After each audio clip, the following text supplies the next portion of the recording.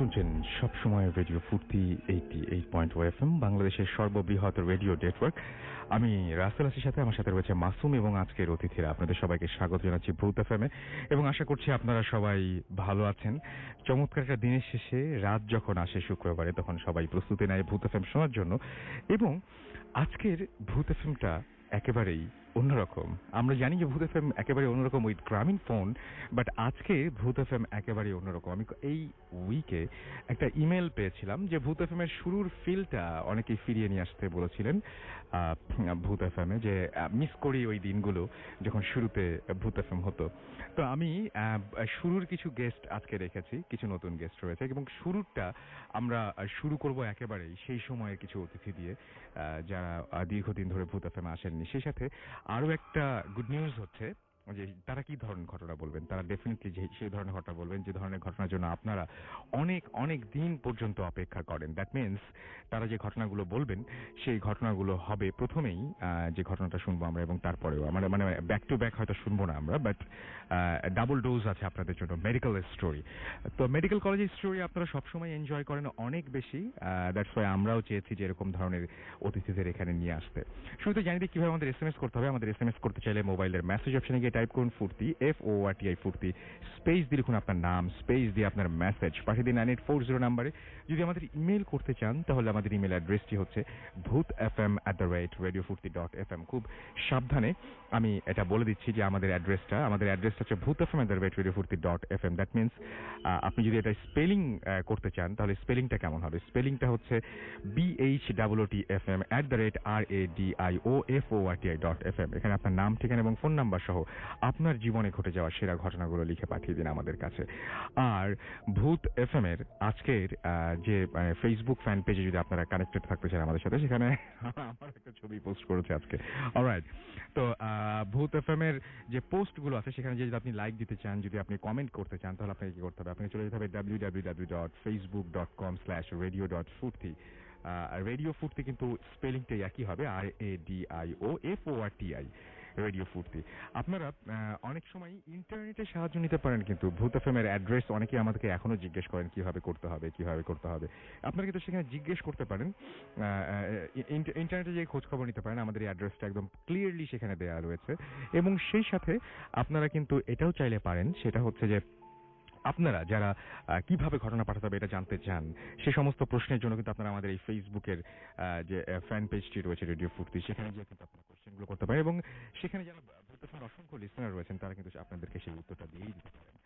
Right, তো আমরা ঘটনায় যাওয়ার আগে একটা খবর দিই। সেটা হচ্ছে একটা খুব মানে ভালো একটা নিউজ রয়েছে, খুব বড় মাপের একটা নিউজ রয়েছে আপনার জন্য। আর সেই নিউজটি হচ্ছে যে আগামী শুক্রবার ভূত এফএম সারা দেশ থেকে শোনা যাবে। সারা দেশ থেকে তো শোনা যায়, তারপরেও যেটা হবে সেটা হচ্ছে সারা বিশ্বের যেখানেই থাকুন না কেন সেখান থেকেই ভূত এফএম শোনা যাবে। বাকিটা বলছি না, বাকিটা আগামী শো পর্যন্ত আপনাকে অপেক্ষা করতে হবে এবং আগামী শোতে অবশ্যই কান রাখতে হবে রেডিও ফুর্তিতে এবং ভূত এফএমে। তাহলে দেখবেন যে আগামী সপ্তাহে আপনি একটু দেখতেই পারেন যে কি ঘটনা ঘটছে, কেন পৃথিবীর যে কোনো জায়গা থেকে আপনি শুনতে পারবেন। সেটা জানতে হলে আপনাকে শুনতে হবে ভূত এফএম। আমরা চলে যাব ঘটনায়, এবং আমি যেটা বলেছিলাম শুরুতেই যে মেডিকেলের স্টোরি দিয়ে শুরু করব। এবং মেডিকেলের স্টোরিটা যিনি বলবেন তাকেও আপনারা চেনেন, সেই অনেক আগে এসেছিলেন, মাঝখানে অনেক লম্বা একটা গ্যাপ। আমার খুব পছন্দের একজন স্টোরি টেলার, তিনি হচ্ছেন আলিফ, এবং তারপরে যিনি আছেন তার নামটা আমি বলবো না, সরাসরি উনি এসে এই নামটা বলবেন। সুতরাং অপেক্ষা করতে হবে আপনাদের। রাইট, আমরা চলে যাব ঘটনায় এবং এই মুহূর্তে আমি সরাসরি চলে যাচ্ছি আলিফের কাছে। আলিফ, ওয়েলকাম টু ভূত এফএম। আসসালামু আলাইকুম লিসেনার্স, থ্যাংক ইউ রাসেল ভাই আমাকে আবার ভূত এফএম এ নিয়ে আসার জন্য। তো সবাইকে অনেক শুভেচ্ছা জানাচ্ছি, অনেকদিন পরে আসলাম আবার। তো রাসেল ভাই যেহেতু বললেন যে মেডিকেল স্টোরি, তো আমার কাছে যে মেডিকেল স্টোরিটা আছে সেটা আমার এক বড় ভাইয়ের ঘটনা। তার নিজের সাথে দেখা, নিজে মানে একদম নিজের সামনে চাক্ষুষ ঘটা এই ঘটনাটি ঘটে, তা আমি বাংলাদেশ একটি মেডিকেল কলেজের ঘটনা বলছি। যারা আলিফকে চেনে তাদেরকে একটু বলে দেই, সেটা হচ্ছে আলিফের নামের আগে একটা শব্দ আছে, সেটা হচ্ছে ডক্টর আলিফ। ওকে, সো ডক্টর আলিফ, আমরা চলে যাই ডক্টর আলিফের কাছে তার ঘটনায়। ওকে রাসেল ভাই, ঘটনাটি হচ্ছে বাংলাদেশের একটি মেডিকেল কলেজের ঘটনা। 1996 সালে আমার যে বড় ভাই আছে জহির ভাই অবশ্যই শুনছে আজকে। জহির ভাইয়ের যখন ওই মেডিকেল কলেজে পড়তো তখনকার দিনের যখন সে ফার্স্ট ইয়ারে পড়ে, অ্যানাটমি ডিসেকশন ল্যাবের ঘটনা দিয়ে স্টার্ট করছি। সেদিন অ্যানাটমি ডিসেকশন ল্যাবে তাদের ক্লাস চলছিল, তো নতুন একটি ডেড বডি আসছে, যেহেতু এটা গভর্নমেন্ট একটি কলেজ, শীতকাল রাসেল ভাই, তো নতুন গভর্নমেন্ট কলেজে নতুন একটা ডেড বডি আসছে। তো ওনাদের স্যার যে সে আর কি একটা ওই ডেড বডিটা কেটে কেটে জাস্ট ভিসেরা গুলো বের করে দেখাচ্ছিল যে এটা এটা সেই ভিসেরা, এবং সবগুলো ডেড বডি ওখানে রাখা আছে, প্রায় 8-10টা ডেড বডি রাখা আছে। তো ওই রুমে ঢুকতে গেলে, রুমে ঢোকার পর ডেড বডি সবগুলাই দেখা যায়, এবং এরপরে রুম থেকে বের হওয়ার কোনো আর রাস্তা নেই। তো ওই দিন ক্লাসে ওদের 3টা গ্রুপে ক্লাস হতো, তো ওনাদের ক্লাসে প্রায় 15-16 জনের মতো ছিল। তো ওই দিন প্রেজেন্ট ছিল 12 জন। তো 12 জন ওই ক্লাস করবার মতো অবস্থায় টিচার দেখাচ্ছে ভিসেরা বের করে, এবং তারাও দেখছে। তো উনি একটু পেছনে ছিল এবং চোখ পড়ে পশ্চিম দিকে। তো পশ্চিম দিকে যে ডেড বডিটা ছিল, সেই ডেড বডিটা সে দেখে যে এটা পশ্চিম দিকে কাত হওয়া। পশ্চিম দিকে কাত হয়, পশ্চিম দিকে কাত হওয়া, তবে ঘুরে গেছে এরকম একটা মনে হচ্ছে, উল্টে আছে। আচ্ছা, ওকে, পশ্চিম দিকে কাত হয়ে আছে, মানে তার পিঠটা দেখা যাচ্ছে। তো ওর কাছে একটু অবাক লাগে, এবং যেহেতু ডেড বডিকে সবাই একটু রেসপেক্ট করে, ও কি করে একটু সামনে যে ডেড বডিটা প্লেস করে স্ট্রেচারে আবার আপনার উপর দিয়ে কাপড়টা দিয়ে দেয়। আবার ক্লাস যথারীতি সেরকম ক্লাসটা ফলো করতে থাকে, এবং কিছুক্ষণ পর আবারও মানে ভুল বশত বা বলবো ইচ্ছা করি কি তাকালো নাকি, চোখ দিয়ে যখন পশ্চিম দিকটা চোখ পড়ে, তো তখন দেখলো যে ডেড বডিটা আবারও রাসেল ভাই ওই পাশটায় উল্টা হয়ে আছে পশ্চিম দিকে। ওর কাছে খুব অবাক লাগে, এবং ওই ডেড বডিটা, এটা একটু ফানি ঘটনা, ওই ডেড বডিটা ঠিক করে ক্লাস শেষ হওয়ার পর ওই সেই প্রফেসরের কাছে যায়, ওই কাছে মানে ওই স্যারের কাছে জিজ্ঞেস করে, স্যার আমাদের বডিতে এমন কোনো ফিজিওলজিক্যাল ঘটনা মানে কিছু হতে পারে যে একটা ডেড বডি অটোমেটিক উল্টো হয়ে যাবে? ওর স্যার বলে যে তুমি আমার রুম থেকে বের হয়ে যাও। স্বাভাবিক, খুবই স্বাভাবিক। তুমি আমার রুম থেকে বের হয়ে যাও, এবং আগামী 1 সপ্তাহ কোনো ধরনের ক্লাস রিলেটেড কথা বলবে না। একজন মেডিকেল স্টুডেন্ট এই ধরনের কোশ্চেন করলে আসলে খুবই অবাক হয়ে যাওয়ার কথা। তুমি আমার রুমে আর আসবা না। এইটা শোনার পর তো বলে এটা আবার কেন আমাকে রুমে যেতে মানা করে দিল, এটা আসলে আমি কি ভুল দেখলাম? কিন্তু ওর কাছে যেটা মনে হলো যে আমি তো নিজের হাতে ঠিক করলাম, রুমে ঢুকলাম, ঢুকার পরে সবগুলা ডেড বডি ফ্ল্যাট ছিল এবং উপরে কাপড় ছিল, ক্লাস অবস্থায় কেউ ওখান থেকে সরে গিয়ে ডেড বডি টাচও করে নাই, তাহলে এটা কি অটোমেটিক হয়ে গেল নাকি? মানে ও অলমোস্ট স্যারের কাছে কোশ্চেন জিজ্ঞেস করে বোকা হয়ে গেল। তো এরপরে আরো ক্লাস হয়েছে, তেমন কিছু ঘটে নাই। ঠিক 15-20 দিন পর তো সব ছুটি, রোজার ছুটি, ঈদের ছুটি আর কি, ক্রিসমাসের ছুটি, সব একসাথে শীতকালীন ছুটি কাটাতে যাবে। তো 29 তারিখ আপনার 1996 সাল 29শে ডিসেম্বর, ওই দিন রাতের ঘটনাটা ঘটে হচ্ছে, ওনারা নর্মালি ওনার রুমের মধ্যে 6 জন রুমমেট, ওনারা উনি সহ। তো আগে টিকিট কেটে অনেকে চলে গেছে, তো ওনার আর 2টা ফ্রেন্ড ছিল, জয় আর আব্বাস। জয় ভাইকে আমি খুব পার্সোনালি চিনি। জয় ভাই এবং আব্বাস ভাই দুইজনই ছিলেন ওনার সাথে, এবং জহির ভাই তো ছিলই। তো পুরো কলেজ বন্ধ, ওরা কি করলো, ছাদে যে মানে আড্ডা দিবে এরকম প্ল্যান করলো আর কি, চা নাস্তা খাবে।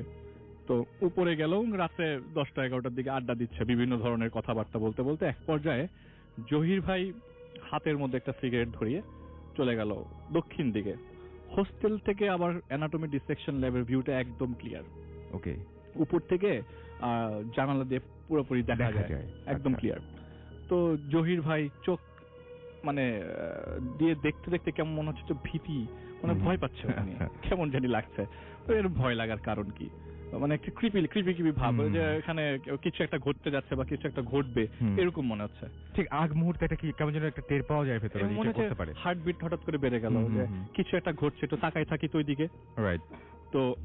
তো এই জায়গায় আপনার কিছুক্ষণ পরে জয় ভাইও যোগ দিল, এবং আব্বাস ভাই যেহেতু পরের দিন সকালবেলা ওনাদের লঞ্চ, তো ওখান থেকে সে বলল যে না, আমাকে পরের যাইতে হবে ঢাকার বাইরে, ঢাকা ওই সাইডে যেতে হবে, আমি যাই ঘুমাতে।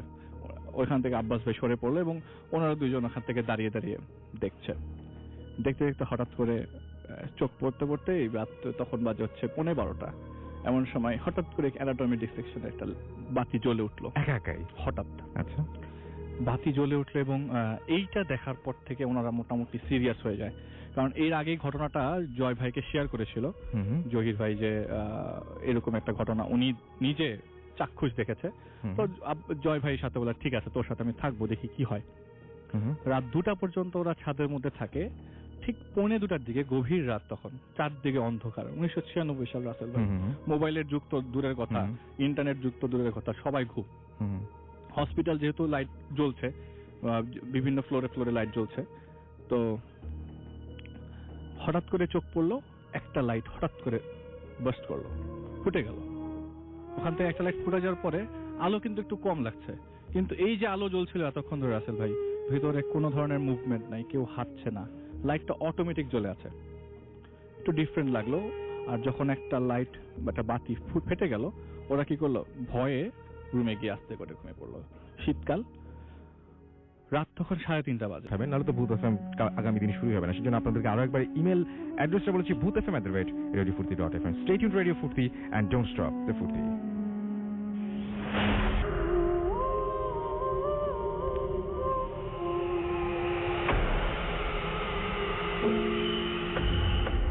Hello listeners, আমি আহমেদ বাবু বলছি।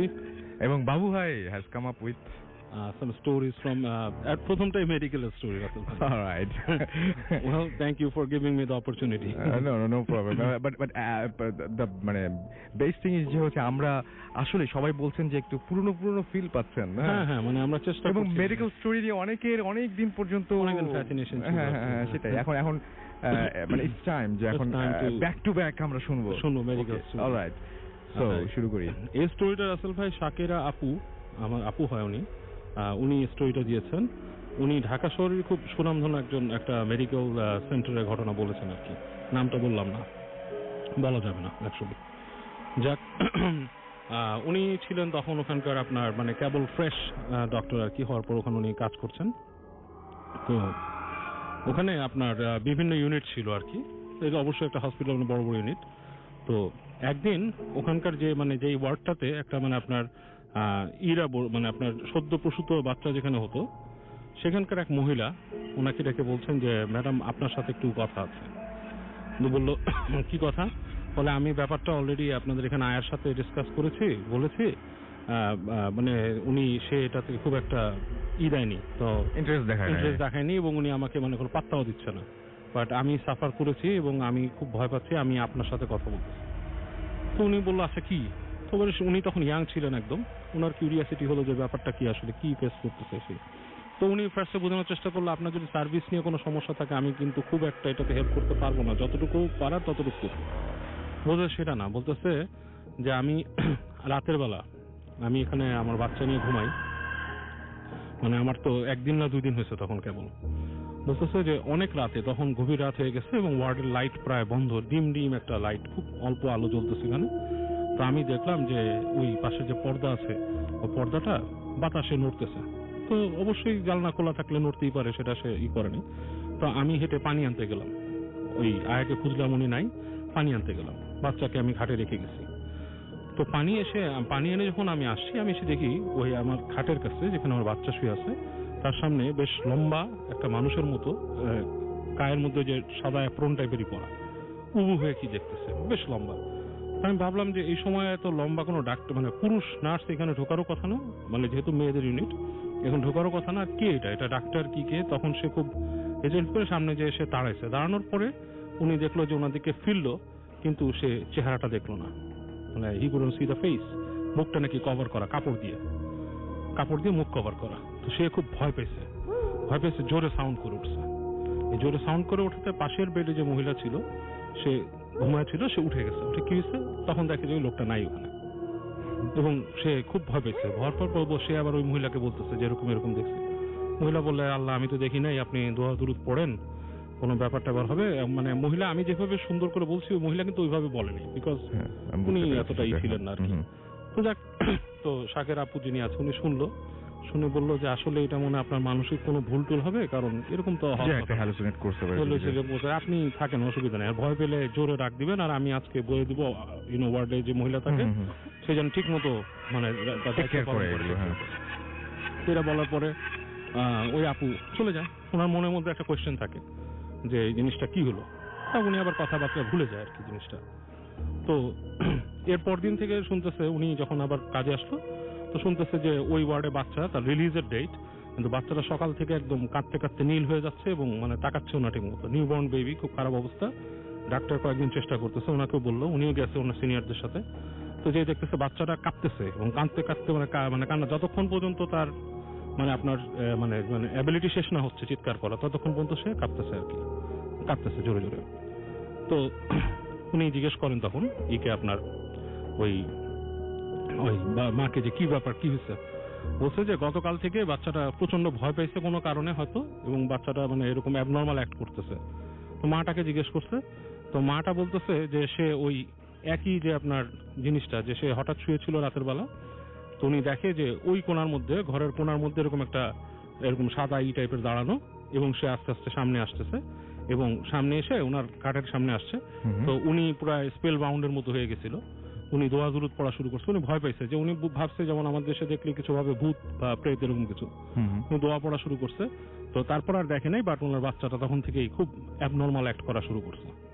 আচ্ছা। তো এনিওয়ে, তো ওনারা বাচ্চাটাকে রাখে, হাসপাতাল থেকে রিলিজ দেয় না, যেহেতু বাচ্চা মানে অসুস্থ হয়ে গেছে। আবার বাচ্চাটাকে ট্রান্সফার করে নিয়ে যাওয়া হয় আপনার ওইখানকার নিউনেটাল যে ইউনিট আছে ওখানে নিয়ে যায়, এবং ওখানে শুধু ওই নার্সরা বাচ্চার মা থাকতে পারে আর কেউ না এরকম। এরকম অবস্থায় দেখা যাচ্ছে বাচ্চাটা ক্রমাগত এরকম করতেছে আর কি। আচ্ছা। ঠিক হয় না। তো বাচ্চার বাবা সে মানে তার সাথে কথা বলে তার ফ্যামিলির লোক এনে একজন হুজুরকে নিয়ে আসে আর কি। এসে বাচ্চাটাকে আপনার নেয়, নিয়ে কিছু পড়ায় আর কি, মানে হুজুর দোয়া পড়ে, এবং হুজুর মনে করেন যে দুটা ফিতা আর কি এরকম সুতার মতো কাইতন বাচ্চাটা হাতে বেঁধে দেয়। তারপর দোয়াটা পড়ে, বাচ্চার হাতে দুটা কাইতন বেঁধে দেয়। ওকে। তারপর বাচ্চাটা অটোমেটিকলি মানে মানে খুব আজব ভাবে কান্নাকাটি থেমে যায় তখন, একা একাই, তখন আর কোনো কিছুই লাগে না। তো যাক, বাচ্চাটাকে রিলিজ করে দেওয়া হয় মা সহ। তো মাটা চলে যায়। চলে যাওয়ার পরে শাকের আপু চিন্তা করে যে কি হলো ঘটনাটা। তো উনি যখন বসে আছে তখন ওই ওয়ার্ডের যে নার্সটা সে এসে ওনাকে বলে যে আপা একটা কথা বলি ম্যাডাম, এখানে আসলে কিন্তু একটা ব্যাপার আছে, এখানে কিন্তু আরো অনেকে ভয় পায়। এখন অনেকে বলে না, আবার আমি অনেকের কাছে শুনি, কিন্তু মানে আমি এটা পাত্তা দিই না, কারণ এগুলো পাত্তা দিলে তো মানুষই হয়ে যাবে। তো বলছে কি শুনেন আপনি? বলে অনেকেই শুনি, যে এর আগে বলছে যে একবার ওইখানে মাত্র 2 জন রোগী ছিল, মানে একজন এরকম মহিলার বাচ্চা হয়েছে, সে ঘুমাইছিল, আরেকজন মহিলা এরকম নতুন বাচ্চা হয়েছে। তো সেই মহিলা নাকি দেখছে যে ওই রুমের কোণার মধ্যে এরকম 5-6 জন মানুষ ওরকম দাঁড়ায় আছে এবং গুজগুজ করে কথা বলতেছে। তো এই মহিলা ভয়ের চোটে সাথে সাথে তার গায়ের মধ্যে আপনার কাঁথা টেনে শুয়ে পড়ে, মানে সে ভয়ে মানে করতে থাকে, এবং সে ইমিডিয়েটলি তার রিলিজ অর্ডার নিয়ে ওখান থেকে চলে যায় একদম, হাসপাতালে আর থাকেন না উনি। তো শাকের আপু বলে যে ঘটনা কি, উনি ভাবে যে এখানে কি আসলে মেডিকেলে থাকলে ভূত প্রেত নিয়ে খুব একটা বিশ্বাসের প্রশ্ন আসে না, স্বাভাবিক, এটা মানে দুই প্রান্তের জিনিস আসলে। তো যাই হোক, তো উনি তারপর ইন্টারেস্ট দেখায়, উনি খোঁজে এখানে যে আর কে কাজ করে। তো এরকম অনেকের কাছে জিজ্ঞেস করে, তেমন কেউ উত্তর দেয় না। তো ওখানকার যে আপনার দারোয়ান ছিল সে বলে যে ম্যাডাম আমি আপনাকে একটা দিতে পারি, এখানে একটা বুড়ি আয়া কাজ করতো, তিনি আপনাকে উত্তর দিবেন, আপনার বলবে কিছু ইনফরমেশন আছে। বলে কি? বলে যে এই যে রুমটাতে এখন এই যে নতুন নিউবর্ন বেবি রাখা হয়, এই জায়গাটা কিন্তু পরবর্তীতে চেঞ্জ করা হয়েছে। এই রুমটা আগে ছিল হচ্ছে মারা যাওয়ার পর প্রথম মর্গে নেওয়ার আগে যে লাশ রাখতো, এটা ছিল সেই রুম। আচ্ছা। হ্যাঁ, এখানে সব আগেই নিয়ে লাশগুলো রাখতো, পরবর্তীতে টাইম হলে আস্তে আস্তে মর্গে নিয়ে যেত। এবং অনেক আপনার ওই যে অ্যাক্সিডেন্ট হওয়া রোগী বা অপঘাতে মৃত্যু যারা হয়েছে তারাই সেখানে থাকে, স্বাভাবিক মৃত্যু না। এবং এখানে মানে তখন এই যে রাখতো, অনেকে অনেক কিছু দেখতো। এরকম মানুষ দেখছে যে যাচ্ছে, হঠাৎ করে দেখে যে দরজা খুলে দাঁড়ায় আছে কেউ, এবং তার মানে অ্যাক্সিডেন্ট হওয়া মুখটাই এরকম। তো এরকম সিন দেখতো। তো পরবর্তীতে হাসপাতাল কর্তৃপক্ষ এগুলা না ভেবেই, তাদের চেঞ্জিং দরকার ছিল, তাহলে চেঞ্জ করে ইউনিটগুলো সরাই ফেলছে।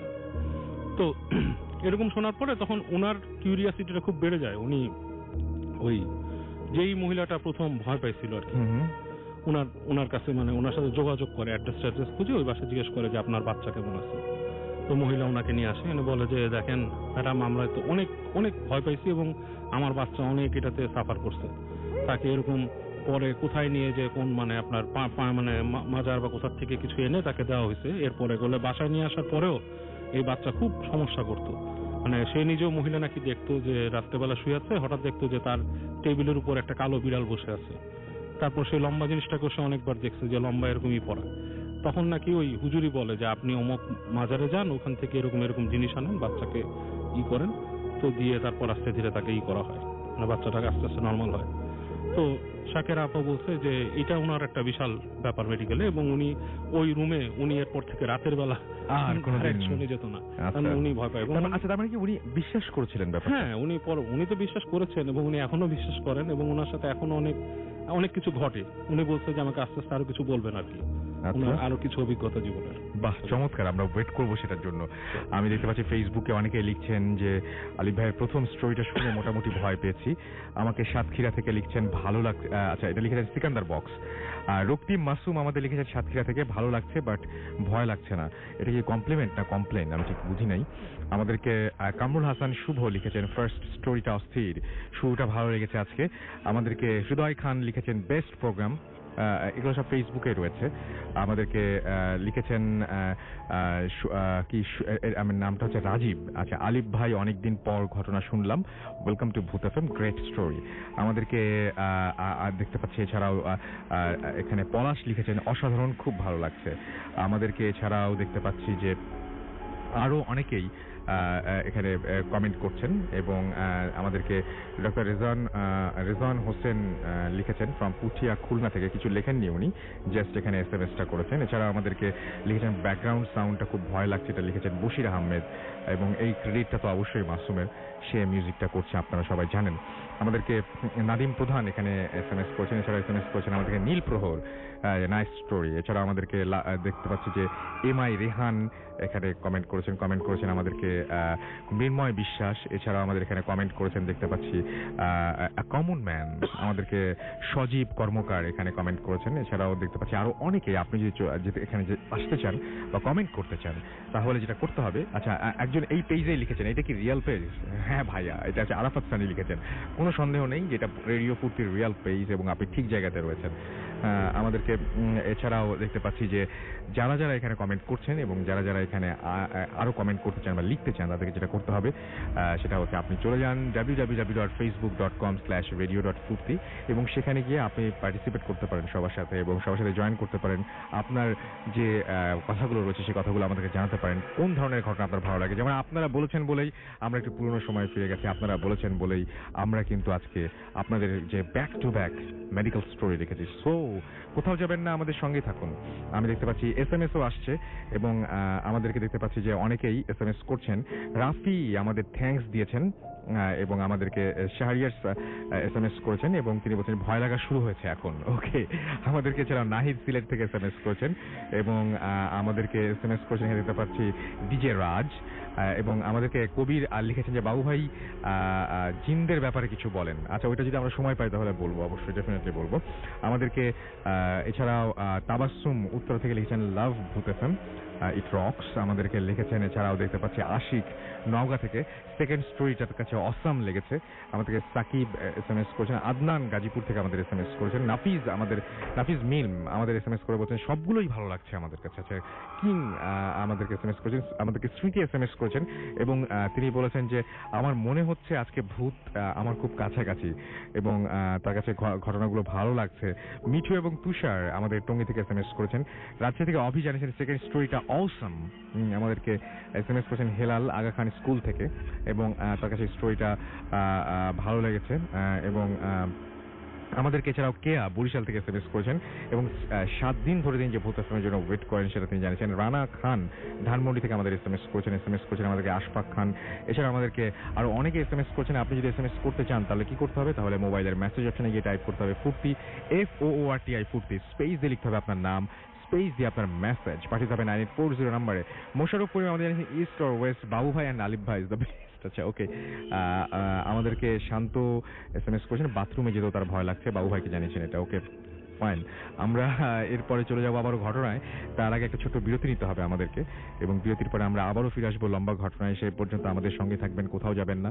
এবং যাওয়ার আগে জানি যে যদি এসএমএস করতে চান তাহলে মোবাইলের মেসেজ অপশনে গিয়ে টাইপ করুন ফুর্তি, FORTI ফুর্তি, স্পেস দিয়ে লিখুন আপনার নাম, স্পেস দিয়ে আপনার মেসেজ পাঠিয়ে দিন 9840 নম্বরে। আর যদি আমাদেরকে ইমেইল করতে চান, আমাদের ইমেল অ্যাড্রেস হচ্ছে bhootfm@radiofurti.fm, which is BHOOTFM@radioFOORTI.fm। দেখেন কত স্লো করে বললাম, তার মানে আপনাদের মেইলগুলো আমাদের জন্য কতটা ইম্পর্টেন্ট সেটা বোঝানোর জন্য আবার স্পেলিংটাও এখন বলে দেবো, BHTFM@RADIOFORTI.FM। আপনার নাম, ঠিকানা এবং ফোন নাম্বার সহ আমাদেরকে ইমেল করুন এবং শুরুতে অবশ্যই উল্লেখ করুন আপনি ঘটনাটা এখানে এসে শেয়ার করতে চান নাকি আপনি চান যে ঘটনাটা আমরা পড়ে শোনাবো। এবং যারা দেশের বাইরে রয়েছেন তারা অবশ্যই ঘটনা রেকর্ড করে পাঠিয়ে দেবেন অডিও ক্লিপটি আমাদের কাছে। যারা ডাক্তার রয়েছেন তাদেরকে বলবো, ডক্টরদের আমি একটু রিকোয়েস্ট করবো যে আপনারা যদি সত্যি আপনাদের ঘটনাগুলো আমাদের জানাতেন, এসে বলতেন, আসলে অনেকে অনেক মানে কি বলবো যে এনজয় করতো। সো আমরা আপনাদের হেল্প চাই সেই সমস্ত মানুষদের যাদের রাতের বেলায় কাজ করতে হয়, পথে যাওয়া আসা করতে হয় বিভিন্ন সময়। একজন মিউজিশিয়ান হতে পারেন যিনি কিনা রাতের বেলায় অনেক কনসার্ট শেষে ফেরেন এবং রাতের বেলায় অনেক কিছু এক্সপেরিয়েন্স তার কাছে হয়তো আছে। একজন ড্রাইভার হতে পারেন, আমাদের একজন পুলিশ হতে পারেন, যে কেউ যারা রাতটাকে খুব ভালো জানেন, রাতটাকে খুব ভালো দেখেন, তাদেরকে বলবো, রিকোয়েস্ট করবো যে আপনারা আসলে অনেক ইম্পর্টেন্ট এবং আপনারা আপনাদের ঘটনাগুলো প্লিজ পাঠিয়ে দিন bhutfm@radiofurti.fm। একটা ছোট্ট বিরতি নিচ্ছি ভাই এবং ফিরে আসছি এক্ষুনি। স্টে টিউনড টু রেডিও ফুর্তি এন্ড ডোন্ট স্টপ দ্য ফুর্তি।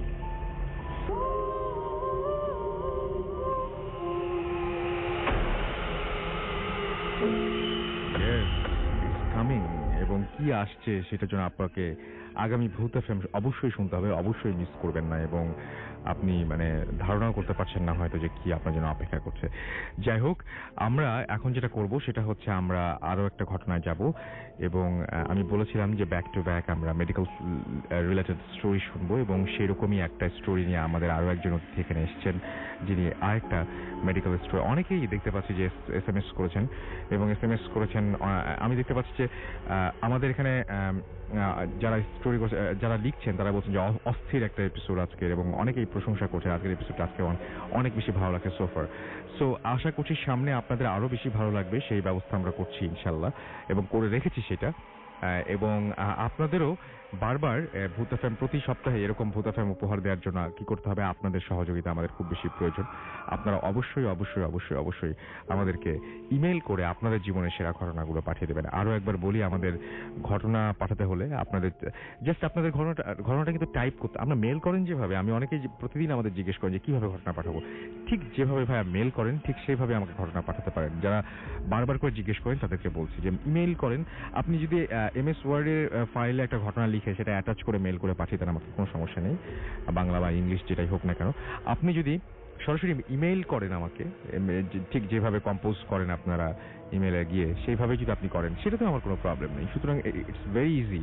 আপনি আপনার আমার কাছের কোনো মানুষকে জিজ্ঞেস করে বলে দিতে পারেন একটা ইমেল আপনি কিভাবে ঘটনা পাঠাতে পারেন। সুতরাং কোনো অত বেশি ফর্মালিটিস নাই, আপনি জাস্ট ঘটনা লিখে পাঠিয়ে দিন আপনার নাম, ঠিকানা এবং ফোন নাম্বার সহ। শুরুতে অবশ্যই একটু উল্লেখ করুন যে ঘটনাটা আপনি এখানে এসে শেয়ার করতে চান নাকি আপনি চান যে আপনার ঘটনা আমরা পড়ে শোনাবো। That's all. আচ্ছা, আমার যেটা এখন অতিথি আমাদের এই মুহূর্তে যিনি আছেন তার নামটা একটু আমি জিজ্ঞেস করবো। আপনার নামটা প্লিজ একটু বলবেন। আসসালামু আলাইকুম রাসেল ভাই, thank you for having me here. আমার নাম মুশফিক, আমি এখন এআরবি অ্যাডমিশন টেস্টের জন্য করব। ওকে, আমরা ব্যাক টু ব্যাক যে করতে পারছি, ইটস মাই প্লেজার যে আপনি এখানে এসেছেন। এন্ড আপনার বাসাটা কোথায় যাবো? আমার বাসা ধানমন্ডিতে। অলরাইট, আমরা চলে যাব ঘটনায় এবং মেডিকেলের ঘটনা, রাইট? এবং ঘটনা খুবই ইন্টারেস্টিং। আমি নিজে শুনে চমকে উঠছি, আমি তো অফ এয়ারে শুনেছি, আপনারা শুনুন এখন। আমার ফ্রেন্ড মেডিকেলে যারা পড়তে ওর ফ্রেন্ডরা অবভিয়াসলি অনেক ইন্টারেস্টেড হবে। সো আমার যে ঘটনা সেটা আমার একটা আত্মীয়র সাথে, তার নাম হলো কি আফসানা, সে আমার খালা লাগে, আন্টি। তো এই ঘটনাটা ঘটে আপনার 1999 সালে। সে বাংলাদেশে আপনার একটি গভর্নমেন্ট মেডিকেল কলেজে, নামটা উল্লেখ করতে পারবো না, ওখানে লেখাপড়া কমপ্লিট করে সে হায়ার স্টাডিজের জন্য আপনার ইন্ডিয়াতে যায়। ওকে, তো ওই ইয়ারে আপনার বাই রোড ইন্ডিয়াতে যাওয়ার যে ফ্যাসিলিটিটা, এটা আপনার অলরেডি চালু হয়ে গেছে। অ্যান্ড সে একদিন রাতে শ্যামলী পরিবহনের একটি বাসে রাত 11টার দিকে উনি রওনা হন। ওনার প্ল্যান ছিল উনি বেনাপোলে যাবে, বেনাপোলে, এবং ওইখান থেকে সকাল 6টার দিকে সে একটি ট্যাক্সি নিয়ে হোস্টেলে গিয়ে থাকবে, রেস্ট নিয়ে তার রাতের বেলা ট্রেন ধরবে দিল্লির, সে দিল্লিতে যাবে। তো অ্যাকর্ডিং টু দ্য প্ল্যান সে তার জার্নি শুরু করে দেয় এবং বাসে উঠে সে চলতে থাকে। তো জার্নিতে বাসে তার পাশে একটা লোক ছিল, এটা সে কথা বলেনি। জার্নির পরে সকালবেলা যখন বাসটা বেনাপোলে পৌঁছায়, লোকটার সাথে পরিচয় হয়। এইভাবেই পরিচয় হয় যে লোকটা আফসানা আন্টিকে জিজ্ঞেস করে যে আপু চলেন নাস্তা করি, কিছুক্ষণ পর আপনার পাসপোর্ট চেক করবে। তো প্রথমে আন্টি একটু নার্ভাস ফিল করে, কারণ চিনে না অবভিয়াসলি আননোন একজন পার্সনের সাথে। তো পরে যেহেতু জার্নিতে একা, ওনার সাথে নাস্তাটা করে। নাস্তা করার পর তারা একসাথে একটা ট্যাক্সি নেয়, ট্যাক্সি নিয়ে আপনার ওই হোস্টেলের উদ্দেশ্যে রওনা হয়। তো কথায় কথায় জানা গেল যে লোকটা তার সাথে ছিল ওনার নাম হলো কি শ্রীকান্ত দাস, রাইট। এবং উনি আপনার বাংলাদেশে একটি পাওয়ার গ্রিড কোম্পানিতে চাকরি অবস্থায় আছে। তো কথা বলতে বলতে মাঝখানে কনভারসেশনে যখন ডিপ চলে যায়, তখন আপনার আন্টির কাছে তার কথাগুলো একটু সন্দেহজনক মনে হলো। কারণ উনি একবার বলতেছে যে ট্রেনে চলা অনেক ভালো, ট্রেনে গেলে অনেক ভালো মতো পৌঁছানো যাবে দিল্লিতে, আবার বলতেছে ট্রেনে যাওয়া অনেক রিস্কি, এই ট্রেনে অনেক বিপদ টিপদ হয়। তো উনি এগুলা একটু ফ্রাস্ট্রেশন এবং ভয়, মানে উনি ভাবছেন যে আমাকে কনফিউজ করার চেষ্টা করতেছে এবং কনফিউজ হয়ে সে রাগের মাথায় বলে বসছে যে আপনি একটু কাইন্ডলি ট্যাক্সি থেকে চলে যান, আমি একা যেতে পারবো। তো সে ট্যাক্সি থেকে নেমে যায় এবং নেমে যাওয়ার পর সে তার মতো হোস্টেলে চলে যায় এবং রাত 11টার দিকে ট্রেন স্টেশন আছে, ট্রেনে উঠে। তো ট্রেনে ওঠার পরই এমনিতেই সে লেট ছিল, তো ট্রেনের সাথে সাথে উঠলো। ওঠার পরই তার সিট নাম্বার অনুযায়ী সে বসলো। বসার পর টায়ার্ড ছিল, তো তাই আশেপাশে আর না দেখে সে ট্রেনে একটু বসেছিল, সরি। দেন হঠাৎ করে যখন ট্রেন শুরু হয়ে যায়, মানে ট্রেন যখন শুরু হয়ে যায়, চলা শুরু করলো, তখন সে তার ডান দিকে তাকায় দেখে যে তার পাশে যে লোকটা বসে আছে সে ওই লোক যাকে উনি ট্যাক্সি থেকে নামতে বলেছে, শ্রীকান্ত দাস। আচ্ছা। তো উনি তখনই একটু মানে ভয় পেয়ে গিয়ে আচমকা গলায় বললো যে আপনি এখানে কেন, আপনার না বাড়ি কলকাতা, আপনি দিল্লির ট্রেনে কেন? তখন সে বলে যে না আপু, আমার দিল্লিতে একটা বিজনেস আছে যেটা আমার কলকাতায় আমার ফ্যামিলি হ্যান্ডেল করে। তো আপু মনে মনে চিন্তা করলো যদি তার বিজনেস থাকতো সে আমাকে ট্যাক্সিতে বলতো, সে আমাকে বলেনি। তখনই বললো যে দেখেন আমি বুঝতে পারতেছি আপনি আমাকে ফলো করতেছেন, আপনি যদি এখান থেকে না চলে যান তাহলে আমি কিন্তু লোকজনকে বলে দিব, চিলাচিলি করে মানুষ জড়ো করবো। তো এটা একটু উঁচা গলাতেই বসে দেখে একটা পাশে একজন লোক বসে, দিদি কোনো সমস্যা হয়েছে? তখন আন্টি বললো যে দেখেন উনি আমাকে অনেকক্ষণ ধরে ফলো করতেছে এবং সে আমাকে আমার এই জিনিসটা বিরক্তিকর লাগতেছে। তো তখন আশেপাশে যে মানুষরা ছিল তারা ওই শ্রীকান্ত দাসকে টিটির কাছে যে টিকিট চেক করে তার কাছে ধরিয়ে দেয় এবং পরের স্টেশনে ওনাকে নামিয়ে দেওয়া হয়। তো তখন মনে হয় আন্টি একটু শান্তি পেল। তো পাওয়ার পর চলতেছে, ট্রেন চলতেছে। তো 1-1.5 ঘন্টা পর আপনার বাইরের একটু আলোতে সে যখন জানলা দিয়ে তাকালো, সে অবাক হয়ে দেখতে পেল যে শ্রীকান্ত দাস একটা জায়গায় দাঁড়ায় আছে। তাকে কিন্তু লাস্ট স্টেশনে নামাই দিচ্ছে, তারপরেও কিন্তু ওনাকে দেখতে পারছে। এটার মধ্যে তার মনে একটা ভয় চলে আসে এবং সে মনে মনে চিন্তা করলো, অদ্ভুত ব্যাপার, মানে একটা স্টেশনে নামে দেওয়ার পরে কিছুদিন পরে যাওয়ার পরে যখন মানে কিভাবে দেখলো এটা আরেকবার? এটা আপনার জানলার পাশে একটা রোড ছিল, রোডের ঠিক আইল্যান্ডের উপরে উনি দাঁড়ায় আছে এবং ওখানে একটা আলো ছিল, আলোর নিচে তারপরে অনেক দূরে কিন্তু নামিয়ে দিয়েছে। বুঝতে পেরেছি। তো পরে সে চিন্তা করলো যে এখন তার মনে একটা ভয় ছিল এবং সে মনে মনে চিন্তা করলো যে আমি দিল্লিতে কোনো মতো পৌঁছালেই শান্তি। তো সে দিল্লিতে ঠিকঠাক মতো পৌঁছায় এবং তার পরের 1 মাসের মতো কিছু হয়নি। 1 মাসের ঠিক পরেই তার সাথে ঘটে সব, মানে কয়েকটা কিছু ঘটনা ঘটে। একদিন সে তার রাত্রেবেলা ডিউটি ছিল, তার ফ্রেন্ডদের সাথে নাইট ডিউটি, সে তার ফ্রেন্ডদের সাথে নাইট ডিউটি করতেছে। এমন সময় সে নিচে যেখানে হিমাগার, যেখানে ডেড ফ্রিজিং রুম, এখানে রাখে ডেড বডি, ওইখানে চিল্লাচিল্লির আওয়াজ পাচ্ছে। তো সে কিছু না বলে দৌড় দিয়ে নিচে গেল। নিচে গিয়ে দেখে যে ওই এলাকার কিছু গুন্ডা যারা আছে মাস্তান, তারা ওইখানে হসপিটালের লোকদের সাথে একটু হইচই করছে, চিল্লাচিল্লি করছে। তো ওইটা দেখে আসে কিছু না বলে সে উপরে আসে, এসে তার যার ফ্রেন্ডরা ডিউটিতে ছিল তাদেরকে বলে যে নিচে কিসের চিল্লাচিল্লি হচ্ছে। তো তার ফ্রেন্ডরা আবার অবাক হয়ে বললো যে কই, আমরা তো কোনো চিল্লাচিল্লি শুনি না। বলে যে না আমি তো মাত্র শুনলাম। তো সে তার ফ্রেন্ডদেরকে নিচে যায় এবং ওই হিমাগারের সামনে যে গার্ড বসেছিল তাকে বলে যে মামা এরা কারা ছিল। তো গার্ডও অবাক হয়ে বলে ম্যাডাম আপনি কি বলছেন, এটা আমি এখানে তো কেউ ছিল না, আমি তো এতক্ষণ একা বসা। বলে না এই যে কিছু লোক যে বাইরে থেকে আসলো চিল্লাচিল্লি করলো। বলে ম্যাডাম কেউই তো আসেনি, আমি তো সেই কখন থেকে একা বসা। তার ফ্রেন্ডরা বলে যে আমিও তো কোনো চিল্লাচিল্লি শুনি নাই, তুই হঠাৎ করে উঠে দৌড় দিলি। তো সে আবার উপরে চলে গেল। তো কিছুক্ষণ পর তার কাছে একটা পেশেন্ট আসে, পেশেন্টটা এসে বসে। তো সে রাতে ডিউটি ডক্টর, তো সে বসেছিল, তার কাছে আসে। তো পেশেন্টকে জিজ্ঞেস করলো, আন্টি জিজ্ঞেস করলো যে আপনার নাম কি? পেশেন্টের নাম ছিল শ্রীকান্ত দাস। একই নাম। তো সে একটু শকড হয়ে গেল এবং বললো যে শ্রীকান্ত, আচ্ছা নাম মিলতেই পারে। তো জিজ্ঞেস করলো আপনি কি কাজ করেন, আপনার জব স্ট্যাটাস কি? সে বলে আমি বাংলাদেশে একটা পাওয়ার গ্রিড কোম্পানিতে আছি এবং আমার দিল্লিতে বিজনেস আছে। এইটা শোনার পর তো সে আরো শক্ট হয়ে গেল, মিলে যাচ্ছে সব মিলে যাচ্ছে। তো সে লাস্ট একটা কোয়েশ্চেন জিজ্ঞেস করলো যে আপনার বাসা কোথায়, বলে যে আমার বাসা হলো গিয়ে কলকাতায়, আমি দিল্লিতে আসছি একটা বিজনেসের কাছে। এটাও তখনই মিলে মিলে গেছে। গেছে, কিন্তু চেহারা মিলে নেই রাসেল ভাই, চেহারা মেলে নাই। মিলে নেই। তো এটাতে সে আরো অনেক শক্ট হয়। তো যেহেতু পেশেন্টের কন্ডিশন একটু মানে খারাপ ছিল, যে কারণে তাকে সাথে সাথে হসপিটালাইজ করা হয় পেশেন্টটাকে। তো এটা নিয়ে সে আরো ওইভাবে চিন্তা করে না, কিন্তু অবভিয়াসলি একটু মাথায় ছিল যে জিনিস কিরকম হচ্ছে। তো তার 3 দিন পর একটা সার্জারি ছিল অন্য একটা পেশেন্টের, ডিফারেন্ট একটা পেশেন্ট। তো আন্টি ছিল অ্যাসিস্ট্যান্ট সার্জন, আর তার সাথে হেড সার্জন ছিল, আর আরো অনেকে ছিল। তো পেশেন্টটা ছিল আপনার ক্যান্সারের পেশেন্ট। আফটার দ্য অপারেশন ক্যান্সারের পেশেন্ট, তো উনি মারা গেছে পেশেন্টটা। তো আন্টি নিজে সার্জারি করেছে, সো আন্টির তো ফেস মনে আছে। তো উনি ওটি থেকে বের হয়ে ওটির ড্রেস চেঞ্জ করে অন্য ড্রেস পরে সে যাচ্ছে। তো যাওয়ার সময় তখন একটু চিল্লাচিল্লি ছিল যে ডেড বডির যে আত্মীয় স্বজন তাদের সাথে হসপিটালের লোকজনদের একটু ঝামেলা হচ্ছে। একটু ঝামেলা হচ্ছে। তো সেটা তো সে আর করেনি, অত পাত্তা না দিয়ে সে হেঁটে যাচ্ছে।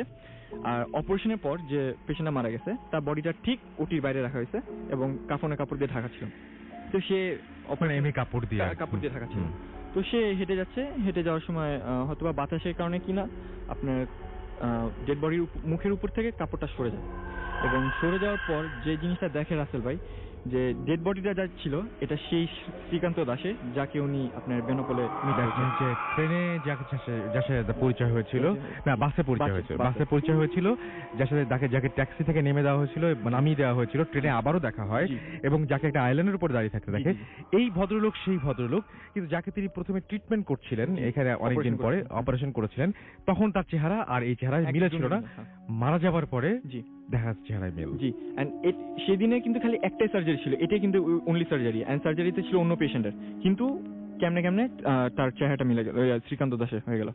মানে ঘটনাটা সবচেয়ে মজার পার্টটা কি, যে প্রথমেই ওই লোকটাকে দেখেই যেরকম কনফিউজড হয়ে গিয়েছিলেন উনি, কনফিউশনটা শুরু থেকেই ছিল, এবং ঘটনার শেষেও ব্যাপারটা খুবই কনফিউজিং। মানে ব্যাপারটা হচ্ছে কনফিউশনের একদম পুরো জিনিসটাই, পুরো ব্যাপারটাই মধ্যে একটা অদ্ভুত ধরনের কনফিউশন আছে। তো পরে উনি এটা দেখার পর তো সে একদম ভয়ের একদম শেষ মাত্রায় চলে গিয়ে সে 2 থেকে 3 দিনের মধ্যে বাংলাদেশে ব্যাক করে, এবং অনেক করে তার বাংলাদেশে লেখাপড়াটা কন্টিনিউ করে। এবং পরে সে এটার রিজন কি ছিল এটা সে আর জানতেও চায় নাই। অবশ্য প্রথম আসার পর 2-3 মাসে একটু ফ্রাস্ট্রেশনে সাফার করেছে, দেন সে আস্তে আস্তে এটা ওভারলুক করেছে, কারণ তারপরে তার সাথে আর কিছু হয়নি। তো পরে আমি আন্টির কাছ থেকে এই ঘটনাটা জানতে পারি। থ্যাংক ইউ সো মাচ আপনার এত চমৎকার একটা ঘটনা বলার জন্য। আমি জানি যে আপনাদের অনেকে আজকে শুনছেন, আপনাদের পুরো মানে ব্যাচমেটরা যারা আছেন তাদের সবাইকে অনেক অনেক ধন্যবাদ, এবং আশা করছি তারাও আপনার এই ঘটনা শোনার পরে তারাও আগ্রহী হবেন এবং এখানে এসে তাদের ঘটনাগুলো শেয়ার করবেন। যদি মানে সবসময় ঘটনা যে আপনার হতে হবে তার কোনো মানে নেই। ঘটনাটা হতে পারে আপনার পরিবারের কারো, ঘটনাটা হতে পারে আপনার পরিচিতদের কারো। সুতরাং আপনার যে ঘটনা রয়েছে সেই ঘটনাটা যদি থাকে তাহলে পাঠিয়ে দিন আমাদের কাছে। আমাদের অ্যাড্রেসটি হচ্ছে bhutfm@radiofurti.fm। আমি স্পেলিংটা বলে দিচ্ছি, BHOOTFM@radioforti.fm। আপনার নাম, ঠিকানা এবং ফোন নাম্বার সহ আপনার জীবনে ঘটে যাওয়া সেরা ঘটনাটি পাঠিয়ে দেবেন আমাদের কাছে, এবং আপনার জানা সেরা ঘটনাটি পাঠিয়ে দেবেন আমাদের কাছে। যারা দেশের বাইরে রয়েছে তাদেরকে ঘটনা টাইপ করে পাঠানোর কোনো দরকার নেই। আপনি সরাসরি ঘটনাটি আপনার সেলফোন দিয়ে বা অন্য যে কোনো ডিভাইস দিয়ে আপনি রেকর্ড করে পাঠিয়ে দিন অডিও ক্লিপটি আমাদের কাছে। লাইট ছিল না, উনি যেটা ফিল করলেন যে কোন একটা গরম বাতাস জাস্ট উনাকে ক্রস করে উপরের সিঁড়ি থেকে নেমে জাস্ট নিচের সিঁড়ির দিকে নামছে, এবং উনি কিন্তু স্টিল সেই খরমের জুতোর শব্দটা শুনতে পাচ্ছে। তখন উনি ওই জায়গায় লাইটে যখন সুইচ অন করলো, তো আসলে উনি যেটা দেখলো সেটা খুবই অবাক করা একটা ব্যাপার ছিল, যে উনি দেখে যে সিঁড়ির মধ্যে কালো কুচকুচে একটা বিড়াল দাঁড়িয়ে আছে। আচ্ছা। তো উনি খুব অবাক হয় যে, কারণ বিড়ালটা মানে উনি বলতেছে বিড়াল কাজ মানে ওটা বিড়ালের মতো তেমন একটা ছিল না শেপটা, ওটা শেপটা ছিল আসলে উনি যেটা বলে যে কুকুরের যে শেপটা হয় ঠিক ওই রকম একটু বড় ধরনের বিড়াল ছিল। তো উনি এই ধরনের বিড়াল এর আগে ওনাদের বাসায় কখনো দেখেনি, ইভেন দিনের বেলা তো উনি দেখেনি। তো আসলে উনি কোনো কিছু বুঝে উঠতে না পেরে উনি জাস্ট ওনার হাতের পাশে পানি ভর্তি বালতি ছিল, তো উনি সেখান থেকে বিড়ালটাকে তাড়ানোর জন্য সেখান থেকে কিছু পানি ছুঁড়ে মারে বিড়ালটার গায়ে। তো আসলে স্বাভাবিক কোনো বিড়াল হলে কিন্তু তখন সেখান থেকে দূর দিয়ে পালিয়ে যাওয়ার কথা, বাট উনি পানি ছোড়ার পর যেটা দেখলো যে বিড়ালটা তার দিকে খুব তীক্ষ্ণ দৃষ্টিতে তাকিয়ে আছে। আচ্ছা। তো তখন উনি একটু ভয় পায়, তো উনি কি করবে কিছু বুঝে উঠতে পারতেছিল না। তো ওই সময় ওনার হাতের পাশে একটি লাঠি ছিল। তো উনি করলেন কি যে সেই বিড়ালটার গায়ে মানে আঘাত না করে উনি জাস্ট ওয়ালের মধ্যে 2-3টা বাড়ি দেয়। তো বাড়ি দেওয়ার পর সঙ্গে সঙ্গে রাসেল ভাই যেটা হয় যে স্বাভাবিক বিড়াল হলে কিন্তু সেখান থেকে দৌড় দিয়ে পালিয়ে যাওয়ার কথা, বাট সেটা মানে খুব দিব্যি মানে খুব নর্মালি মানে অস্বাভাবিকভাবে সেই সিঁড়ি দিয়ে আস্তে আস্তে করে নেমে গেল। তো উনি তখন মানে দিব্যি সেই শব্দটা, সেই খরমের শব্দটা, বিড়াল প্রতিটা স্টেপ দিয়ে নামছে এবং উনি সেই খরমের শব্দটা শুনতে পাচ্ছেন। তো তারপর উনি রাসেল ভাই উনি ওনার রুমে চলে আসেন, রুমে চলে আসে ঘুমিয়ে পড়েন। তো সকালবেলা যখন ওনার ঘুম ভাঙে তখন ওনার গায়ে অনেক জ্বর। আচ্ছা। তো অনেক জ্বর ছিল, তারপর ওনাকে ডাক্তার দেখানো হয়। তো ওনাদের বাসায় যে ওনার বড় মামা ছিল, রাসেল ওনার জয়েন্ট ফ্যামিলি ছিল, মামা তারপর খালা সবাই একসাথে থাকতো ওনারা ওইদিকে। তো ওনার বড় মামা ওনাকে যেটা বলে, উনি কিন্তু রাসেল ভাই রাস্তায় ওনার সাথে কি হয়েছে FM@RADIOFORTI.FM আপনার নাম, ঠিকানা এবং আপনার ফোন নাম্বার সহ আপনার জীবনে ঘটে যাওয়া সেরা ঘটনাগুলো পাঠিয়ে দিন আমাদের কাছে। যারা দেশের বাইরে রয়েছেন তাদেরকে বলবো ঘটনা না লিখে সরাসরি আমাদেরকে আপনারা রেকর্ড করে পাঠিয়ে দিতে পারেন অডিও ক্লিপটি। যাই হোক, একটা ছোট বিরতির পরে আবারও ফিরে আসছি। স্টে টিউনড রেডিও ফুর্তি অ্যান্ড ডোন্ট স্টপ দ্য ফুর্তি।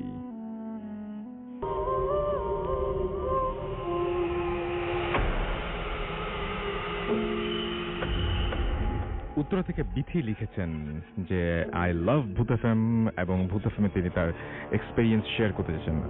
ফাইন, আমার মনে হয় যে আপনি আমাদেরকে ইমেল করে দিন আপনার ঘটনাটা, আমরাও ওয়েট করছি আপনার ঘটনা পাওয়ার জন্য। bhuthfm@radiofurti.fm আপনারা তো স্পেলিংটি জানেনই, তারপরেও আরেকবার বলে দিচ্ছি, BHWTFM@radiofurti.fm RADIOFORTI.fm।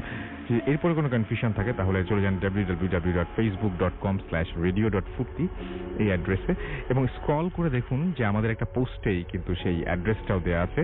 অর্থাৎ যাদের ইমেল অ্যাড্রেসের মানে স্পেলিং নিয়ে কনফিউশন আছে সেটা দূর হয়ে যাবে সেখান থেকে। আপনারা ফেসবুকে ওই ফ্যান পেজে গিয়েই আপনারা সেখানে যে দেখতে পারবেন। অলরাইট, আলিফের নামে এখনো SMS চলে আসছে। ও মাই গড। আমরা এখন ঘটনায় যাব। আমাদের এখানে দুইজন নতুন অতিথি আছেন যারা এই মুহূর্তে জয়েন করেছেন। আপনাদের নামটা একটু প্লিজ বলবেন। আসসালামু আলাইকুম রাসেল ভাই, আমি রকি বলছি, নর্থ সাউথ ইউনিভার্সিটিতে পড়ি এবং উত্তর শাহজাহানপুর থেকে এসেছি। আচ্ছা, আপনি? আরিফুর রহমান প্রান্ত, ঢাকা সিটি কলেজ থেকে এসেছি, উত্তর শাহজাহানপুর থেকে এসেছি। উত্তর শাহজাহানপুর থেকে। আমরা তাহলে শুনি আপনাদের ঘটনা। দুই ভাই তারা, এবং দুই ভাই মিলেই একটা ঘটনা বলবেন তাদের সাথে, এবং তারা আগামী উইকে নেক্সট উইকে আপনারা আসবেন, আপনাদের সঙ্গে আপনাদের ফুপু আসবেন সম্ভবত, না? হ্যাঁ, ফুপু আসবেন এবং তিনি বেশ কিছু ঘটনা শেয়ার করবেন। তো আমরা ঘটনাটা শুনি আপনাদের।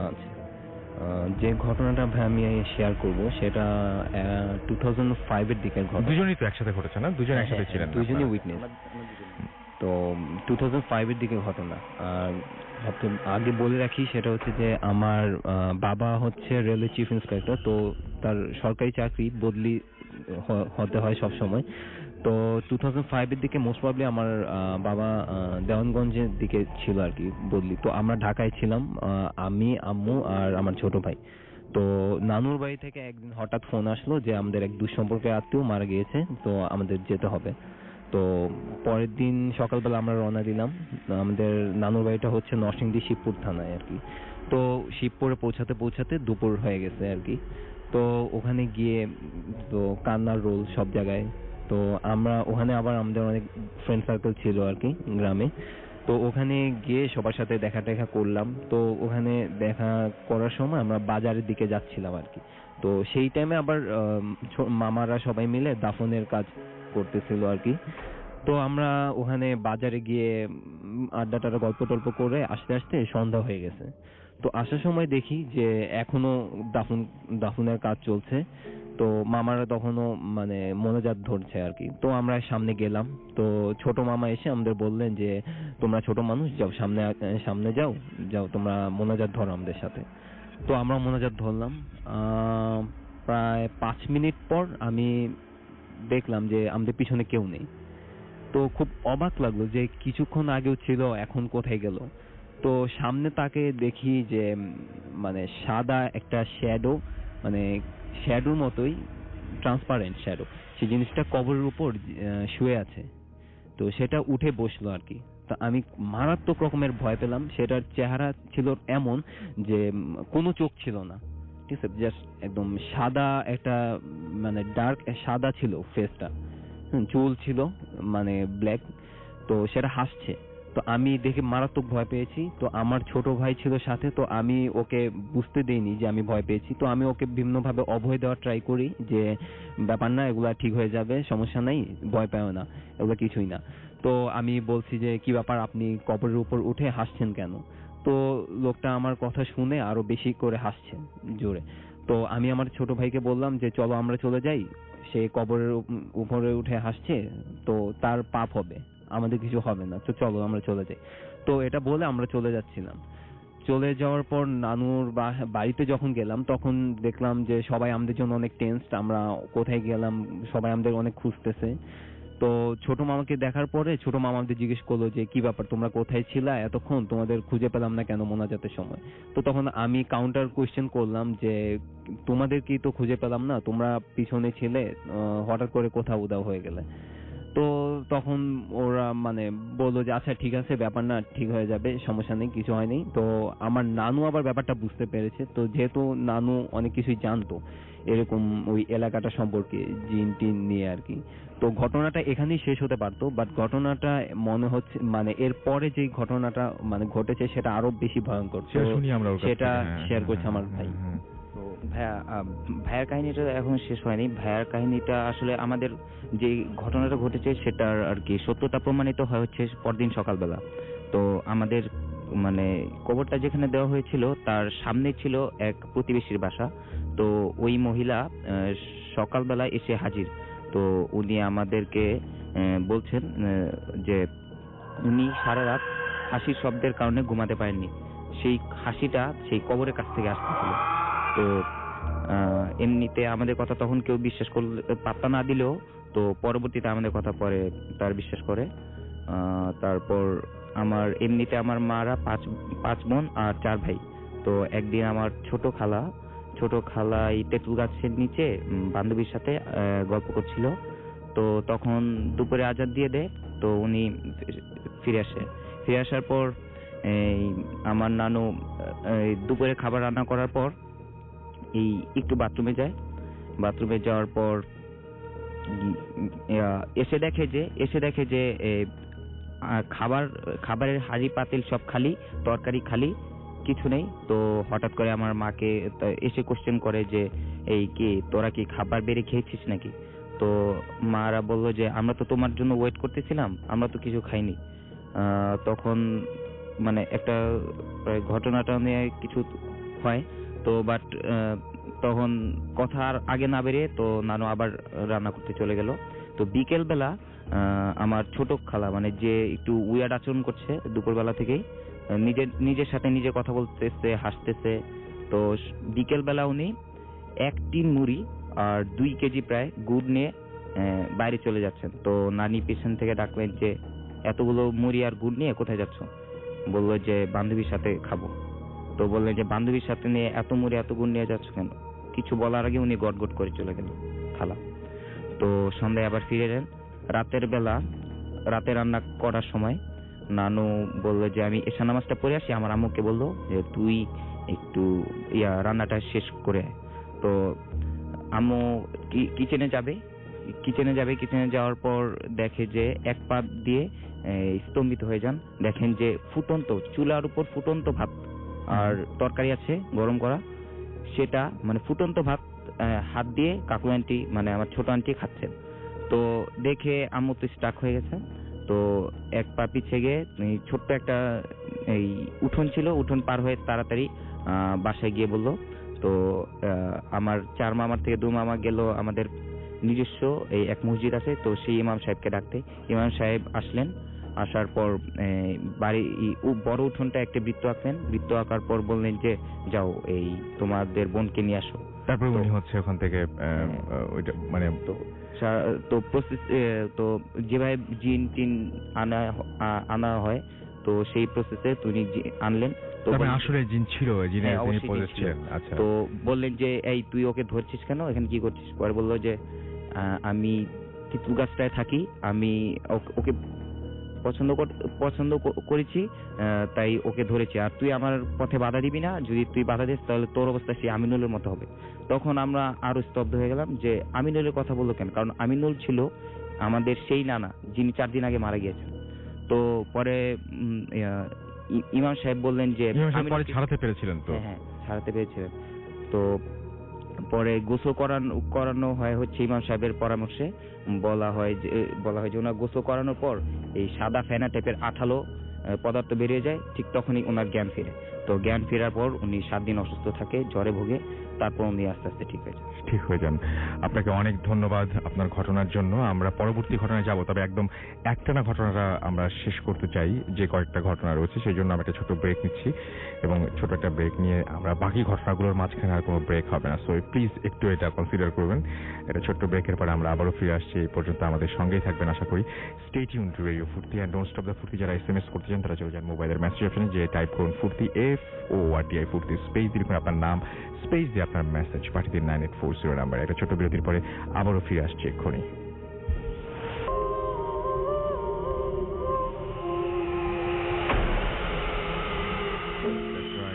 সবসময় রেডিও ফুর্তি 88.0 FM, বাংলাদেশের সর্ববৃহৎ রেডিও নেটওয়ার্ক। আমরা এখন ভূত এফএমে আছি। আমার পাশে আছে মাসুম, এবং আজকের অতিথিরা সবাই আমাদের সঙ্গেই আছেন। সো আমি বলেছিলাম যে আজকে সেই পুরনো অতিথি যাদের ঘটনা আপনাদের সবসময় ভালো লাগে, এবং আমারও ভালো লাগে অনেক, ইনফ্যাক্ট সেই সমস্ত অতিথিরা আজকে আসবেন, এবং আজকে অতিথির সংখ্যা কিন্তু বাড়ছেই ধীরে ধীরে না। এই মুহূর্তে আমাদের এখানে এসে উপস্থিত হয়েছেন আবরার ভাই, thanks for coming. Well, thank you Rasel ভাই। অনেকদিন পরে এসেছি, অনেকদিন লাইক অ্যারাউন্ড অনেক 1-1.5 বছর হবে, রাইট। Feeling great. আমাদের সবারই একই অবস্থা, এবং সবাই অনেক নস্টালজিক হয়ে যাচ্ছেন আমি দেখতে পাচ্ছি, যারা অনেকদিন পরে এসেছেন। সো আমার যেটা মনে হয় যে আপনারা নিশ্চয়ই সেই ফিলিং, মানে সেই ফিলটা পাচ্ছেন, বা এটা হচ্ছে সেই রকম একটা অন্যরকম একটা ফিলিং আছে। এবং লাস্টে আমরা একটা ডিসকাশন দিয়ে শেষ করবো, তার আগে আবরার ভাই একটা ঘটনা শুনে আসি আমরা। আবরার ভাই, যে ঘটনাটা বলবেন এটা আপনি বলছিলেন যে খুব রিসেন্ট ঘটনা, আমি শুনি। Very recent. Well, hello listeners, this is Abrar. আমি ঘটনায় চলে যাচ্ছি ভাই। ঘটনাটা very recent means within last 6 months. মানে এটা ঘটনাটা টোটালি আমার শালি, মানে আমার ছোট বোন, ওর নিজের লাইফে ঘটে যাওয়া। She was pregnant, she was carrying a baby তো ওর বেবিটা হয়েছে জাস্ট 5 মাস আগে। সে ছিল হচ্ছে আপনার স্টেটসে এই সময়টা। ঘটনাটা ঘটেছে হচ্ছে আপনার ক্যালিফোর্নিয়াতে, আপনার লস অ্যাঞ্জেলেসের পাশে আরেকটা সিটি আছে টরেন্সের রেডন্ডো বিচ এরিয়াতে। আচ্ছা, ওখানে সে, আমার শাশুড়ি এবং আমার শালি, দে ওয়ার অ্যালোন, তারা ওখানে ছিলেন। অ্যান্ড আর ধরেন 1 মাস পরই তার বেবিটা হবে। সো বেসিক্যালি যা হয় প্রেগনেন্সি পিরিয়ডে মেয়েদের কিছু কমপ্লিকেসি আসে, দেখা যায় যে অনেক সময় ঘুম আসে না, আপনার টাইম টু টাইম নানা কিছু পাঠাতে চান তাহলে যেটা করতে হবে, আপনারা চলে যান, আপনার একটা অ্যাড্রেস মনে রাখতে হবে, bhutfm@radiofurti.fm, which is BHWTFM@radioForti.fm। আপনার নাম, ঠিকানা এবং ফোন নাম্বার সহ আপনার জীবনে ঘটে যাওয়া সেরা ঘটনাগুলো পাঠিয়ে দিন আমাদের কাছে, এবং আপনার জানা সেরা ঘটনাগুলো পাঠিয়ে দিন আমাদের কাছে। যদি আমাদের এই ইমেল অ্যাড্রেস নিয়ে আপনাদের কোনো কনফিউশন থাকে তাহলে চলে যান www.facebook.com/radio.furti, স্ক্রল করতে থাকুন এবং দেখবেন যে আমাদের ভূত এফএমের একটা পোস্টে দেয়া আছে ইমেল অ্যাড্রেসটি। সেখান থেকে আপনি সেই ইমেল অ্যাড্রেসটি কপি পেস্ট করেও আমাদের ঘটনাটা পাঠিয়ে দিতে পারেন। সেখানে যারা দেশের বাইরে রয়েছেন তাদেরকে রিকোয়েস্ট করবো যে আপনারা ঘটনা পাঠিয়ে দিন। ইমেইলে লিখতে হবে না আপনাদেরকে, সরাসরি আপনারা ঘটনাটা আমাদের কাছে পাঠিয়ে দিন অডিও ক্লিপের মাধ্যমে, অর্থাৎ আপনারা সেলফোন বা অন্য কোনো ডিভাইস দিয়ে রেকর্ড করে ফেলুন সেটি, এবং রেকর্ড করে সেই রেকর্ডেড যে মানে যে অডিও ক্লিপটি সেটি পাঠিয়ে দিন আমাদের কাছে। হাতে আসলে একদম সময় নেই, খুব তাড়াহুড়া করছি। কথা হবে আবারও আগামী সপ্তাহে, এবং আপনাদের ইমেইলের অপেক্ষায় থাকলাম। আপনারা যারা SMS করেন, যাদের SMS পড়তে পারলাম না, আমি খুবই সরি, কারণ আজকে একটার পর একটা ঘটনা, এবং আমি বুঝতেই পারলেন আপনারা সবাই আমাদের সঙ্গেই ছিলেন। সো আমাদের বাবু ভাই আলিফ এদেরকে সময়ও দিতে পারলাম না লাস্টের দিকে, এবং বাবু ভাইয়ের এই ব্যাপারটা নিয়ে কিন্তু অনেক বড় একটা ডিসকাশনের প্ল্যান ছিল, বাট সেটাও সম্ভব হয়নি। কিন্তু আমি পুরো সময়টা খুব এনজয় করেছি। আপনারাও আশা করছি সেটা করেছেন, এবং আজকের মতো এখানে শেষ করছি। কথা হবে আবারও আগামী